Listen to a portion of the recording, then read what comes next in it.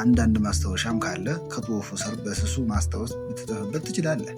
በቃለ ከተያዘልህ በኋላ ታጠፋዋለህ። ከሚገባው በላይ ሲያጣብደው የማቆርሳ ሲሆን ሌላ ነገር ታምር ነገር መሰለኝ። ሌላ ቀን አጎታችን ቤት ሲመጣ ደግሞ አቡቹ የአርሳስ ላይ ሂሳብ ጥሩ ነው፣ አየህ ሂሳብ እንደሌላው ትምህርት አይደለም፣ ይሳሳታል፣ ስትደምር ትሳሳታለህ። ሰው ሆኖ መቼም የማይሳሳት የለም፣ ሳታበዛ ትሳሳታለህ። በተለይ ሰው ሆኖ ሲያካፍል ማይሳሳት የለም። ታዲያ እርሳስ ከሆነ ስትሳሳት ስርዝ ድልዝ የለም፣ በማጥፊያ ጠፋ ነው።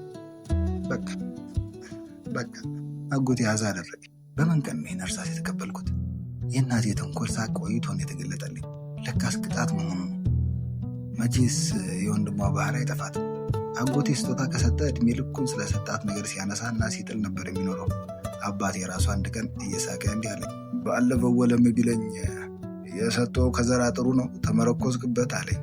በጃኖ ጊዜ የሰጠኝን ስጦታ ላቂ ቢሆን እኮ